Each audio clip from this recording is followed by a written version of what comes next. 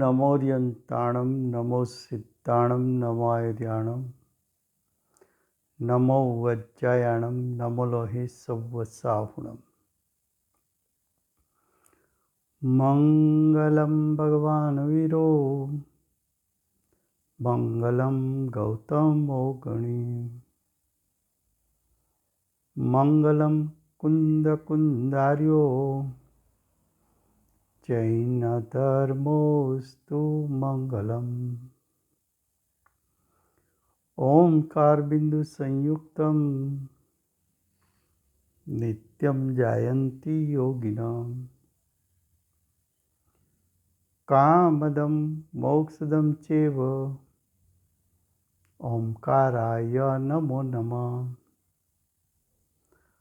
अहो उपकार जिनवरनो कुंदनो ध्वनि दिव्यनो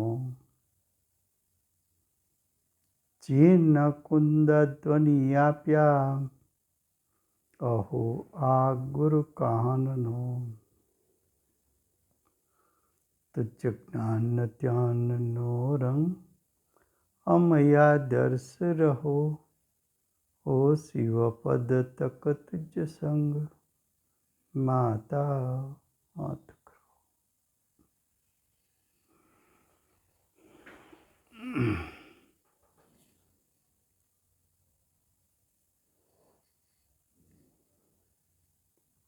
આ અષ્ટપાહુર નામનું પરમ અધ્યાત્મ શાસ્ત્ર છે. એમાં ભગવંત કુંકુંદાચાર્ય દેવે છઠ્ઠું પાહોડ મોક્ષ પાહોડની રચના કરી છે. પ્રતિજ્ઞામાં આચાર્ય ભગવંતે એવું કહ્યું કે મોક્ષનું જે કારણ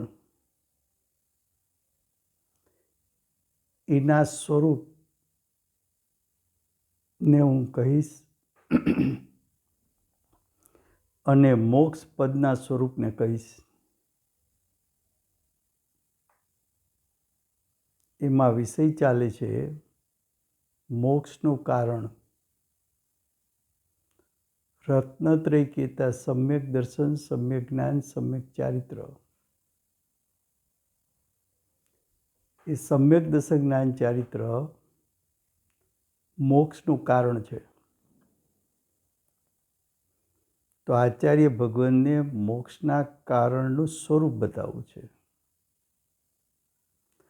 એમાં આચાર્ય ભગવંત મોક્ષનું કારણ મૂળ કારણ મોક્ષનું મૂળ કારણ સમ્યક દર્શન છે. એ સમ્યક દર્શનનું સ્વરૂપ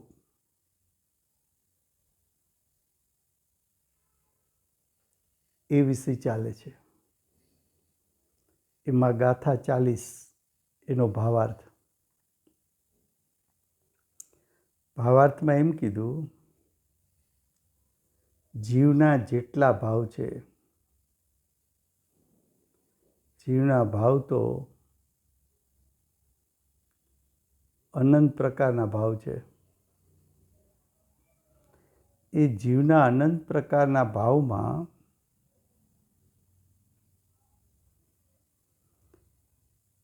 અનંત પ્રકારના ભાવ, તેમાં સમ્યક દર્શન, જ્ઞાન, ચારિત્ર સારભૂત છે. સારભૂત છે એટલે પ્રયોજનભૂત છે. સમ્યક દર્શન, જ્ઞાન, ચારિત્ર પ્રયોજનભૂત કેમ છે? તો કે એનું ફળ મોક્ષ છે.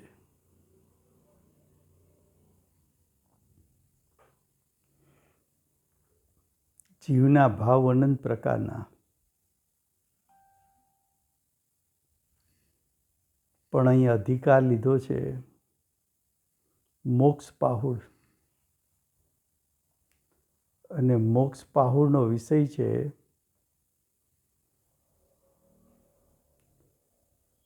મોક્ષનું કારણ, એનું સ્વરૂપ કેવું છે, મોક્ષના કારણનું સ્વરૂપ કેવું છે અને મોક્ષનું સ્વરૂપ કેવું છે, એ આચાર્ય ભગવાન દર્શાવવા માગે છે. તો મોક્ષનું કારણ તો કે જીવમાં પરિણામ તો અનંત પ્રકારના થાય છે. એમાંથી કયા પરિણામ જીવને મોક્ષનું કારણ બનશે? તો કે સમ્યક દર્શન જ્ઞાન ચારિત્ર એ ઉત્તમ છે. અનંત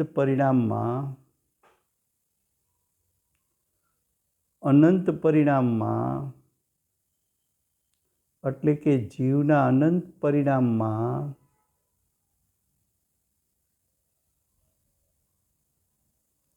સારભૂત કેતા ઉત્તમ રત્નત્રય છે.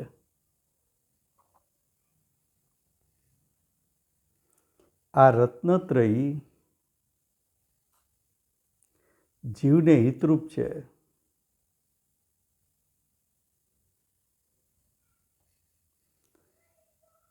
હિતરૂપ કેમ છે? તો કે રત્નત્રય એ આત્માની અનુભૂતિ છે. રત્નત્રય છે તે વિતરાગ પરિણામ છે. રત્નત્રય છે મોક્ષનું કારણ છે. રત્નત્રય છે એ સુખરૂપ છે.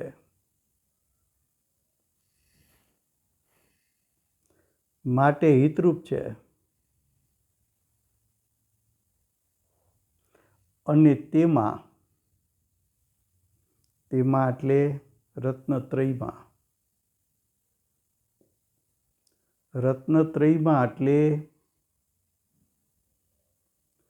સમ્યક દર્શન જ્ઞાન ચારિત્રમાં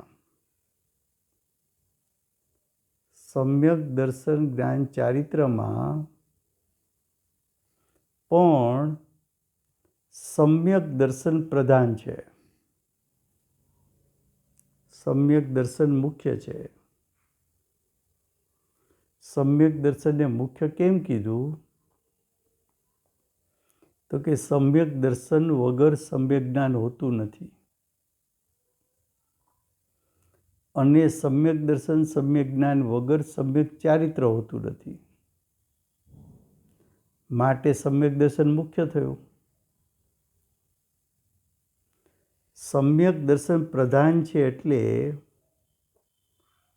એ સમ્યક દર્શન મોક્ષનું મૂળ છે. સમ્યક દર્શન કહેતા આત્માની અનુભૂતિ, સમ્યક દર્શન કહેતા આત્માના શુદ્ધ સ્વભાવ એને દ્રષ્ટિમાં લેવો. આત્માનું શક્તિરૂપ સામર્થ્ય કેટલું એનું શ્રદ્ધાન થવું એ સમ્યક દર્શન. તો કે છે સમ્યક દર્શન પ્રધાન છે કારણ કે તેના વિના એટલે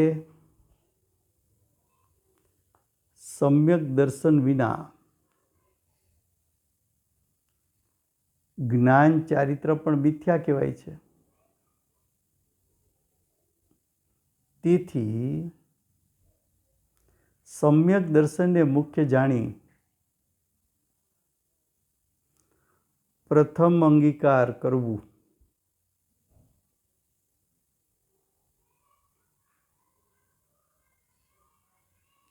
એવો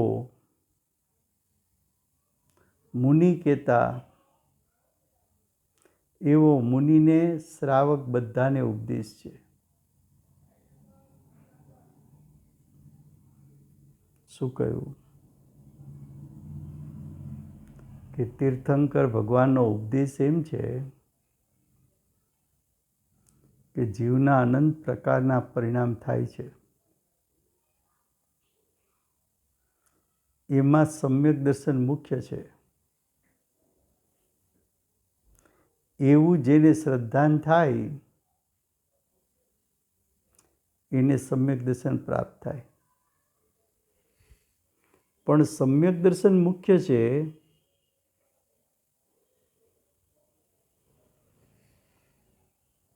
એવું શ્રદ્ધા ન થાય તો એ મિથ્યા દ્રષ્ટિ છે. કેમ? તીર્થંકર ભગવાનના ઉપદેશને એને માન્ય ન કર્યો. દેવશાસ્ત્ર ગુરુનું એને યથાર્થ શ્રદ્ધા નથી. આપણા પૂજ્ય ગુરુદેવ સંપ્રદાયમાં હતા.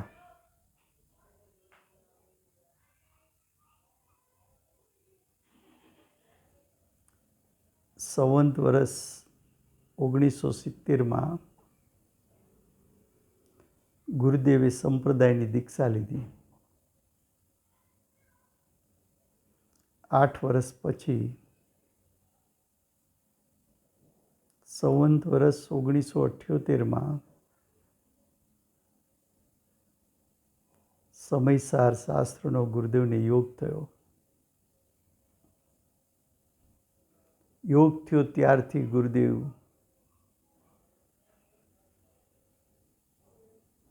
સમયસારનો અભ્યાસ કરી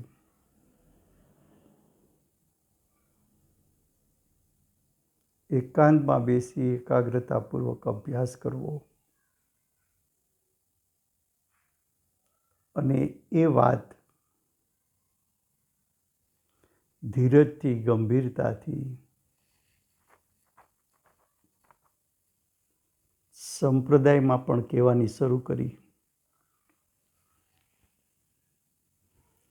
ગુરુદેવનું ચોમાસું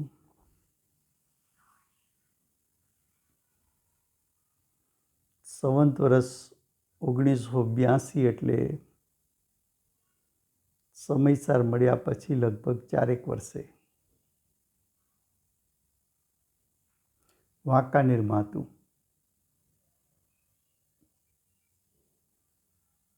ત્યાં સંપ્રદાયમાં પણ ગુરુદેવ ઉપદેશ એવો આપતા કે શરીરની ક્રિયાથી ધર્મ થતો નથી, શુભ ભાવથી ધર્મ થતો નથી, કર્મ જીવને સુખી દુઃખી કરી શકતા નથી અને સમ્યક દર્શનનો મહિમા શું છે એ ગુરુદેવ બતાવતા.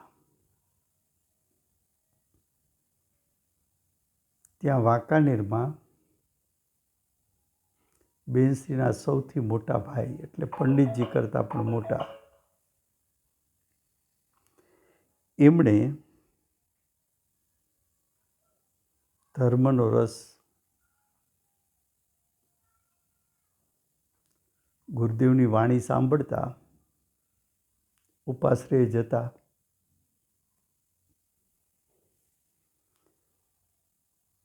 એ બેનશ્રીના મોટાભાઈ વજુભાઈએ પંડિતજી ત્યારે સુરતમાં હતા, શિક્ષકની નોકરી હતી. ત્યાં પત્ર લખ્યો કે અહીં કાંજી મહારાજ કરીને મહારાજ આવ્યા છે. એ સમ્યક દર્શનનો બહુ મહિમા કરે છે.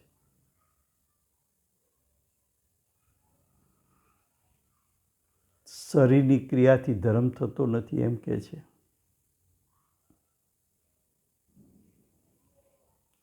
શુભ ભાવથી ધર્મ થતો નથી એમ કહે છે. કર્મ જીવને સુખી દુઃખી કરી શકતા નથી એવો ઉપદેશ આપે છે.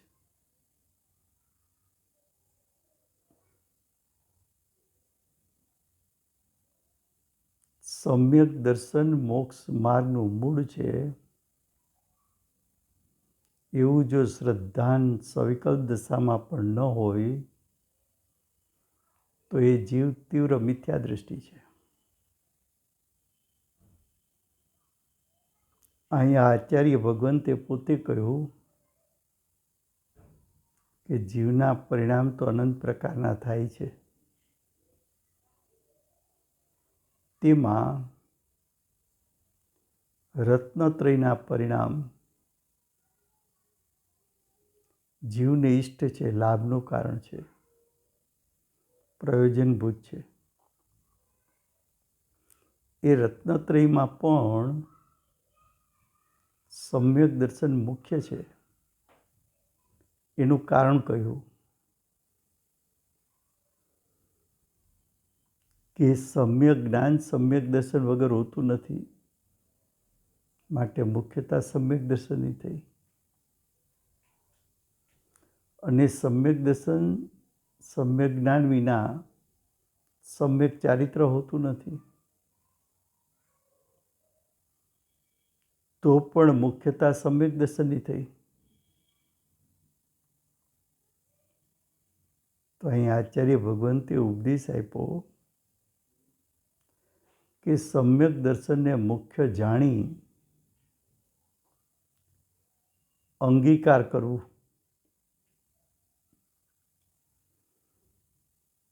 સમ્યક દર્શન મુખ્ય છે માત્ર જાણવું કે સમ્યક દર્શન પ્રગટ કરવું? તો કે સમ્યક દર્શન પ્રગટ કરવું. આવો ઉપદેશ અમે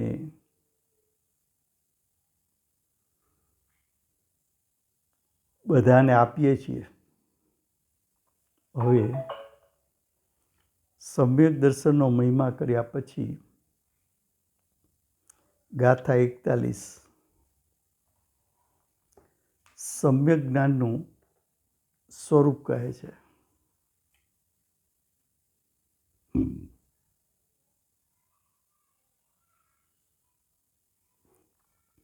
સમ્યક જ્ઞાનનું સ્વરૂપ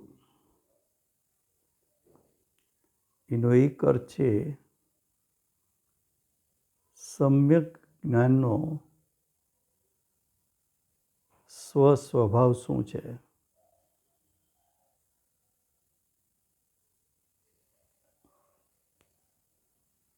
ગાથા 41 જીવ અજીવ કેરો ભેદ જાણે યોગી જીનવર માર્ગથી સર્વજ્ઞ દેવે તે હને સદજ્ઞાન ભાખ્યું તથ્યથી. સમ્યક જ્ઞાન કોને કહેવું? સમ્યક જ્ઞાનનું સ્વરૂપ શું? તો કે જે યોગી એટલે ધ્યાની,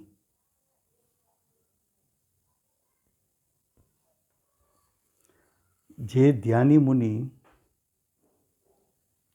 જીવ અજીવ પદાર્થનો ભેદ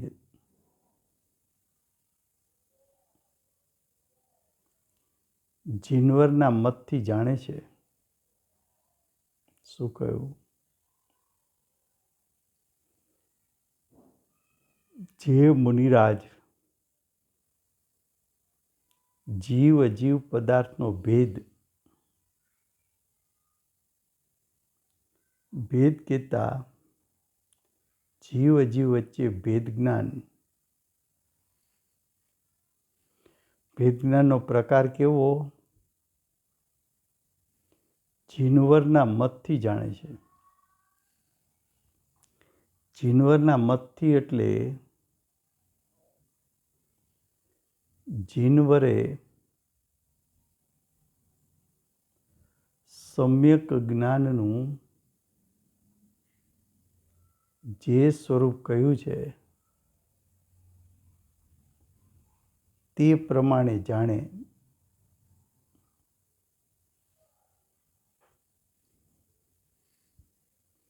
તે પ્રમાણે જાણે છે તે સમ્યક જ્ઞાન છે.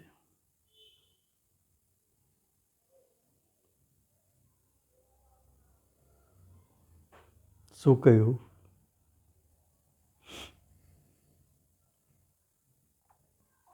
ભગવાને કહ્યું કે તારું જ્ઞાન જીવને જીવપણે જાણે, અજીવને અજીવપણે જાણે, બંનેના સ્વરૂપ અસ્તિત્વ ભિન્ન છે એમ જાણે, અજીવનું લક્ષ છૂટી જાય, જીવનું લક્ષ કરી તારું જ્ઞાન સમ્યક જ્ઞાન રૂપે પરિણમીને જીવના સ્વરૂપને નિર્વિકલ્પ દશામાં, નિર્વિકલ્પ જ્ઞાનમાં સ્વરૂપને જાણી લઈએ તે સમ્યક જ્ઞાન છે. આવું સર્વદર્શીએ એટલે કે સર્વને દેખવાવાળાએ એટલે કે સર્વજ્ઞએ કહ્યું છે.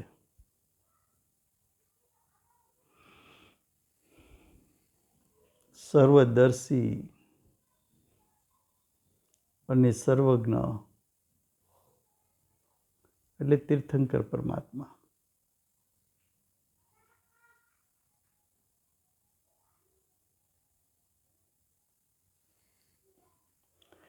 તેથી તે જ સત્યાર છે. શા માટે સત્યાર છે? તો કે તીર્થંકરે કહ્યું છે માટે સત્યાર છે.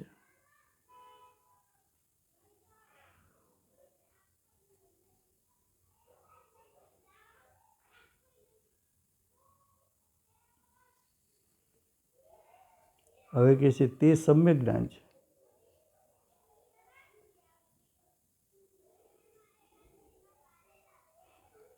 હવે આગળ, તેથી તે જ સત્યાર છે. અન્ય છદ્મસનું કહેલું સત્યાર્થ નથી. અન્ય અજ્ઞાનીએ કહેલું, અજ્ઞાનીએ કહેલું સત્યાર્થ નથી, અસત્યાર્થ છે.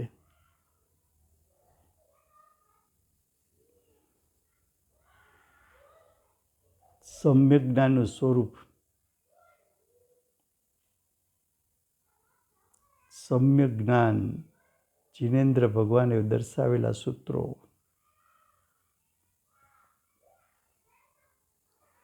દિવ્ય ધ્વનિનો ઉપદેશ એ પણ સમ્યક જ્ઞાન. દિવ્ય ધ્વનિમાં આવ્યું એ પ્રમાણે વસ્તુ સ્વરૂપ જાણીને, સ્વને સ્વપણે જાણીને, પરને પરપણે જાણીને, સ્વને ગ્રહીને, પરને ત્યાગીને,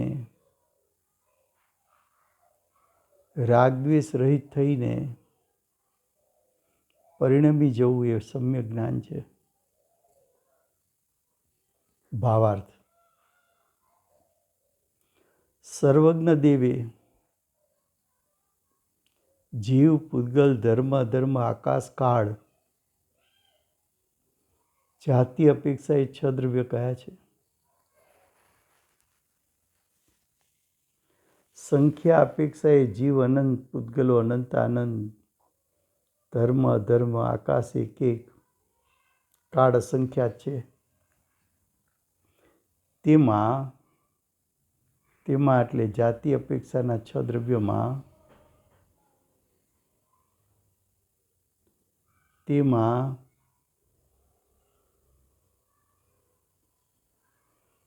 જીવને દર્શન જ્ઞાનમય ચેતના સ્વરૂપ કયો છે. તેમાં કહેતા 6 દ્રવ્યોમાં છ દ્રવ્યોમાં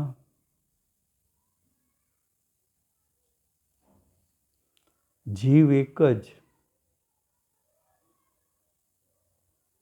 દર્શન જ્ઞાનમય જાણનાર દેખનાર જ્ઞાન દર્શન સ્વભાવમય જીવને કહ્યો છે. તે સદા તે કહેતા જીવ, સદા કહેતા ત્રિકાળ અમૂર્તિક છે, અરૂપી છે.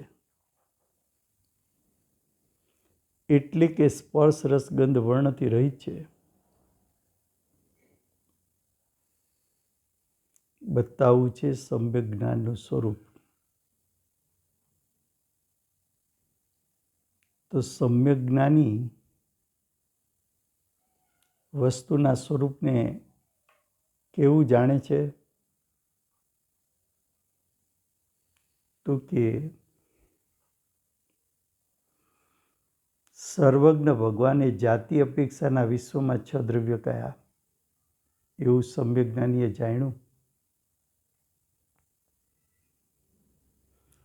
6 દ્રવ્યોમાંથી હું જીવ દ્રવ્ય છું એમ જાણ્યું.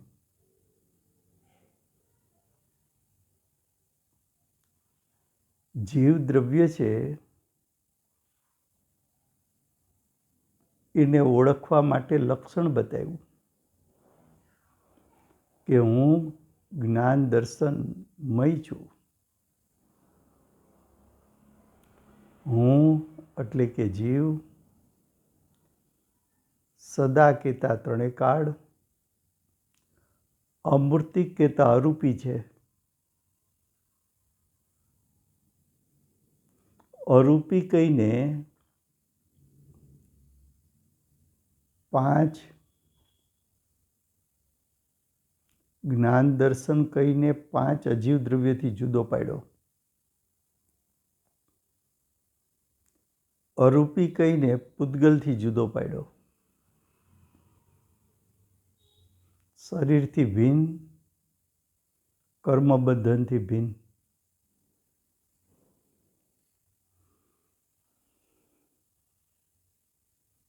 પ્રથમ સવિકલ્પ દશામાં ભેદ જ્ઞાન ચાલે. સવિકલ્પ દશામાં ભેદ જ્ઞાન એટલે જ્ઞાનીના ઉપદેશ દ્વારા શાસ્ત્રના આધારે, આગમના આધારે ન્યાયયુક્તિથી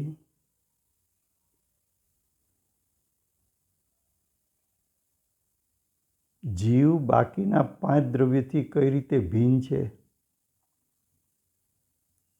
એનું ચિંતન મનન ચાલે.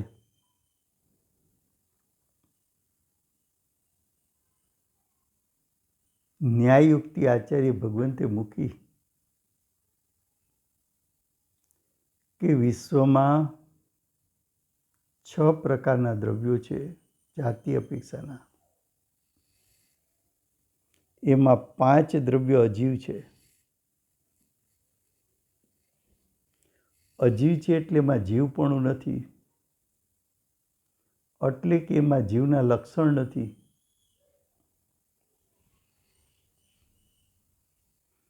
તો જીવનું લક્ષણ બતાવ્યું કે જીવ તો જ્ઞાન દર્શન સ્વભાવી છે. આ લક્ષણ દ્વારા જીવના સ્વરૂપને ઓળખ, જાણ.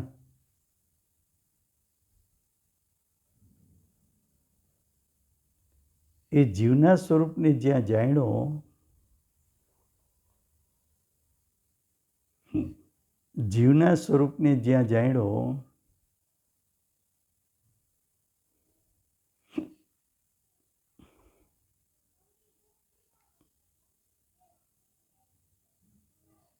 એ જીવના સ્વરૂપને જાણતા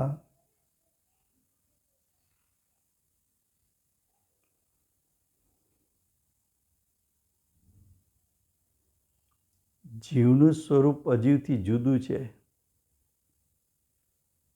એવું સવિકલ્પ દશામાં ભેદજ્ઞાન થાય.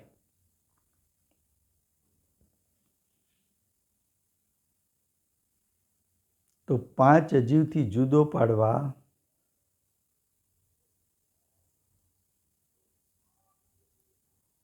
જીવ જ્ઞાન દર્શનમય છે એમ કહ્યું.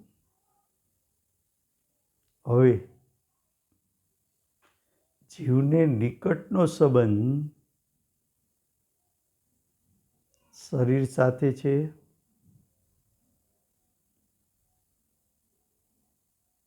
દસ પ્રકારના પરિગ્રહ સાથે છે અને દ્રવ્ય કર્મ સાથે છે. ત્યાંથી જીવનું સ્વરૂપ જુદું પાડવા એમ કહ્યું કે જીવ તો અમૂર્તિક છે, ત્રણેય કાળ અરૂપી છે. આ પરિગ્રહો તારા બાહ્ય અચેતન જળ પરિગ્રહ એ તો સ્પર્શ રસ ગંધ વર્ણવાળા છે. એ તો જીવથી એની સત્તા જુદી છે.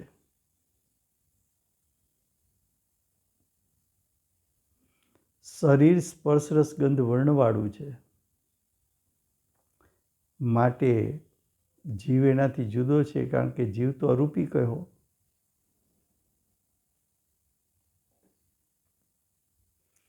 સત્તામાં પડેલા કર્મ કે ઉદયમાં આવતા કર્મ કે નવા બંધાતા કર્મ એ તો સ્પર્શ રસ ગંધ વર્ણવાળા છે.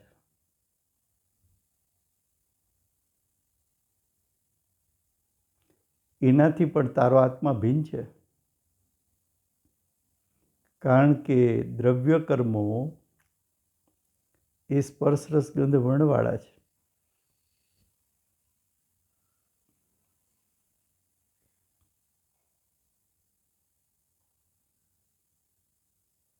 હવે કે છે તેમાં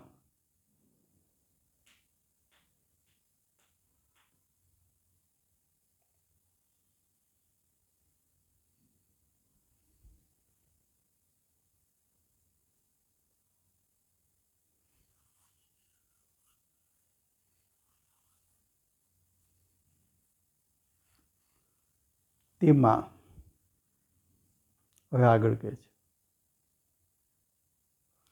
કે આ 5 દ્રવ્યો અજીવ કયા, 6 દ્રવ્યોમાં 5 દ્રવ્યો અજીવ કયા. એ તો અચેતન જળ છે.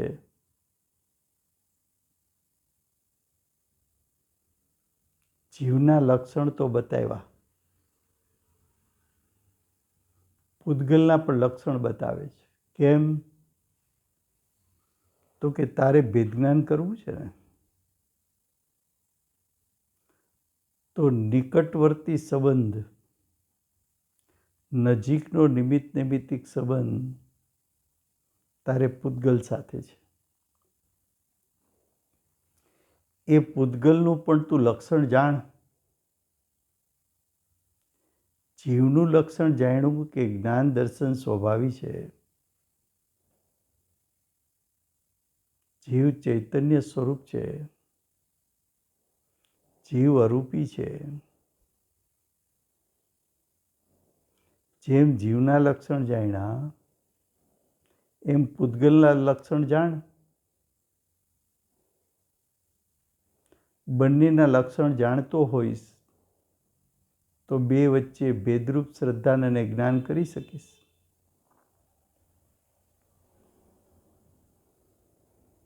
તો કે નિમિત્ત નૈમિત્તિક સંબંધથી જોવા જઈએ તો તું શરીર 5 ઇન્દ્રિયથી બંધાયેલો છો, દ્રવ્ય મનથી બંધાયેલો છો, 8 પ્રકારના કર્મોથી બંધાયેલો છો. એ બધાને એટલું બધું નિકટવર્તી છે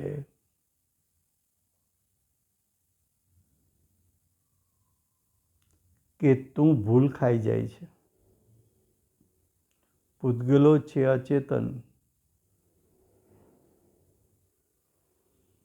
જીવના સંગમાં તને ચેતનવંતા લાગે છે.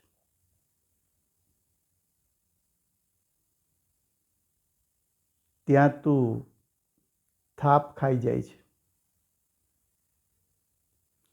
તો પૂતગલનો અસલ સ્વભાવ શું એ જાણ. તો કે પૂતગલ તો સ્પર્શ રસગંધ વર્ણવાળા છે. શરીર 5 ઇન્દ્રિય સ્પર્શ રસગંધ વર્ણવાળા છે. દ્રવ્ય મન સ્પર્શ રસગંધ વર્ણવાળું છે. કર્મો સ્પર્શ રસગંધ વર્ણવાળા છે. હવે તું જીવને જીવના લક્ષણથી જાણ, અજીવને અજીવના લક્ષણથી જાણ. જીવને જાણ્યો કે જીવ તો જ્ઞાન દર્શનમય છે.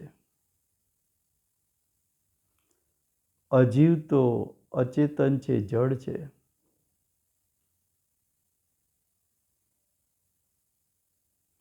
હવે તું જીવ અને પૂતગલ વચ્ચે ભેદ જ્ઞાન કર. તો જીવ તો અરૂપી છે, શરીર તો રૂપી છે.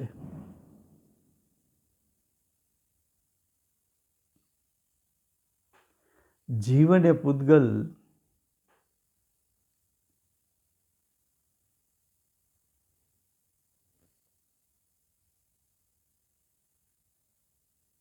તો પૂતગલ સ્પર્શ રસગંધ વર્ણ શબ્દ સહિત મૂર્તિક રૂપી છે. એ પૂતગલ ઇન્દ્રિય ગોચર છે. ઇન્દ્રિય દ્વારા એટલે કે ઇન્દ્રિયના નિમિત્તે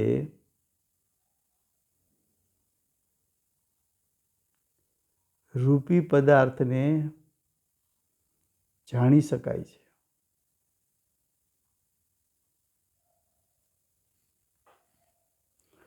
અન્ય દ્રવ્યો, અન્ય 5 દ્રવ્યો જીવ, ધર્મ, અધર્મ, આકાશ, કાળ એ 5 દ્રવ્યો અમૂર્તિક એટલે અરૂપી છે.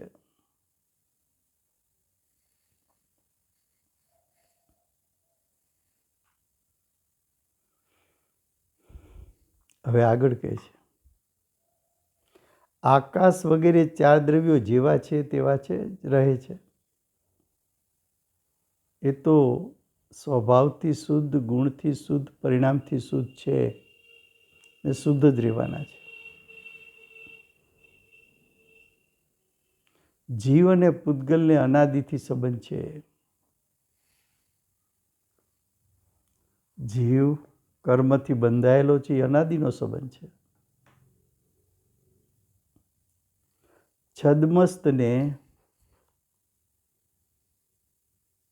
એટલે કે અજ્ઞાનીને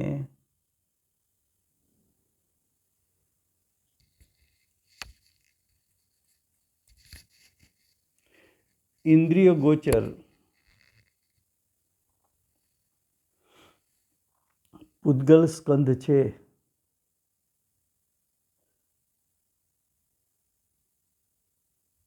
છદ્મસને સંયોગમાં ઇન્દ્રિય ગોચર પૂતગલ સ્કંધ છે. તેને ગ્રહણ કરીને એટલે પૂતગલને વિષય બનાવીને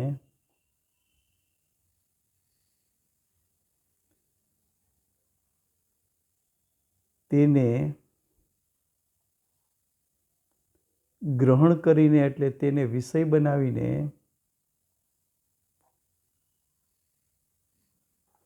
જીવ રાગ દ્વેષ મોહરૂપ પરિણમન કરે છે. શરીરને પોતાનું માને છે.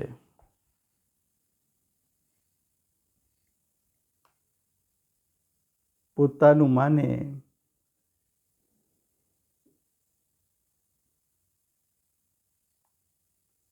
તે મિથ્યાત્વ.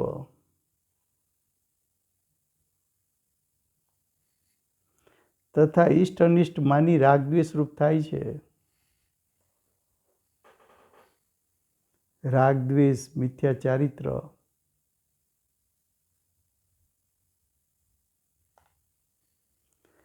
તેનાથી નવીન પૂતગલ કર્મરૂપ થઈ બંધને પ્રાપ્ત થાય છે.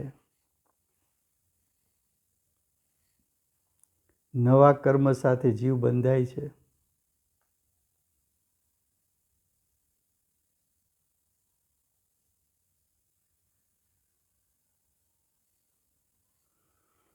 આ નિમિત્ત નૈમિત્તિક ભાવ છે. આવો જીવ પૂતગલ વચ્ચે નિમિત્ત નૈમિત્તિક ભાવ છે. આ પ્રમાણે આ જીવ અજ્ઞાની થતો થકો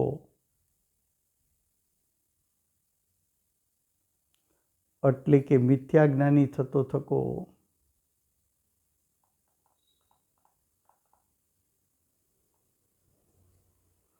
જીવ પૂતગલના ભેદને ન જાણી મિથ્યાજ્ઞાની થાય છે. તેથી આચાર્ય કહે છે કે જીનદેવના મતથી, જીનદેવનો મત એટલે ઉપદેશ, જીનદેવના ઉપદેશ પ્રમાણે જીવ અજીવનો ભેદ જાણી, એટલે ભેદ જ્ઞાન કરી સમ્યક દર્શનનું સ્વરૂપ જાણવું. આ પ્રમાણે જીનદેવે કહ્યું છે તે જ સત્યાર્થ છે.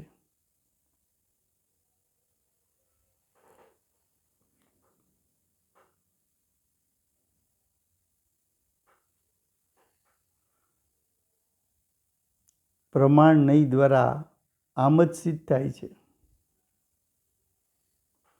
તેથી જીનદેવ સર્વજ્ઞએ બધી વસ્તુઓને પ્રત્યક્ષ જોઈને કહ્યું છે. બધી વસ્તુ, 6 દ્રવ્ય,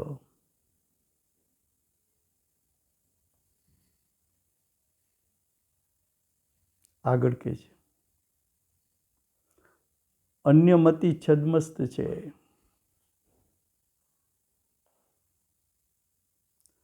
અન્યમતી 363 પાખંડ મત છદ્મસ કહેતા અજ્ઞાની છે. તેમણે પોતાની બુદ્ધિમાં આવ્યું તેવી જ કલ્પના કરીને કહ્યું છે. તેમણે એટલે અન્યમતીઓએ. અન્ય મતમાં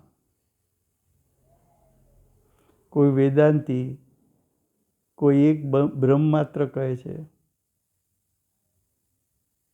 અન્ય કંઈ પણ વસ્તુભૂત નથી, માયારૂપ અવસ્તુ છે એવું માને છે. કોઈ નૈયાયિક વૈશેષિક જીવને સર્વથા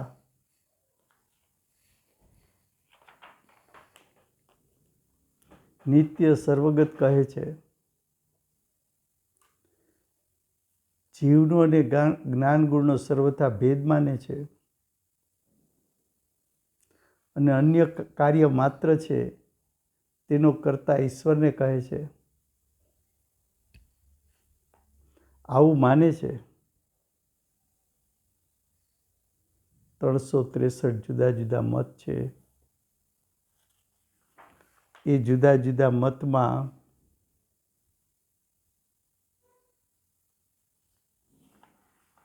વિપરીત માન્યતાઓ અને અજ્ઞાન પોતાની કલ્પના મુજબનું વસ્તુ સ્વરૂપ કહે છે.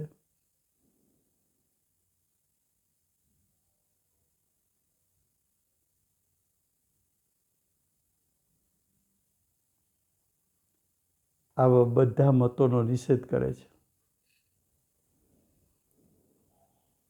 છેલ્લે કહે છે કોઈ બૌદ્ધ મતી સર્વ વસ્તુને ક્ષણિક માને છે,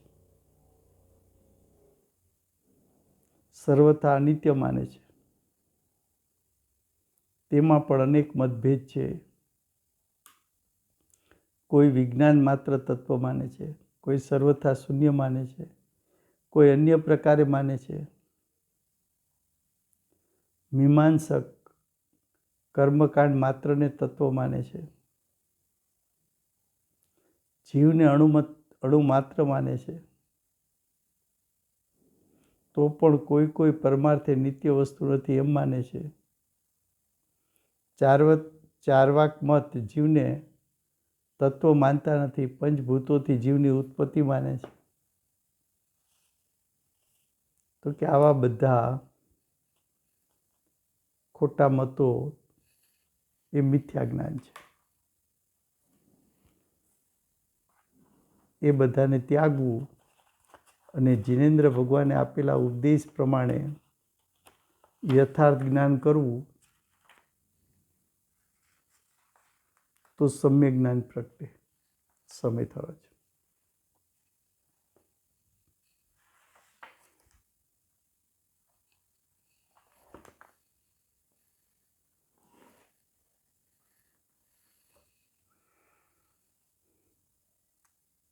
મહાવિદ્ય ક્ષેત્રના પ્રથમ તીર્થંકર શ્રી સિમંદર ભગવાનનો જય હો.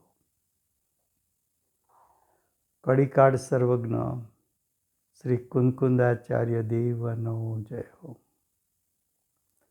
માર્ગ પ્રકાશક પરમ કૃપાળુ શ્રી સદગુરુ દેવનો જય હો. પૂજ્ય કુળદેવના શાસનમાં રંગ પૂરનાર પ્રશમૂર્તિ ભગવતી માતનો જય હો.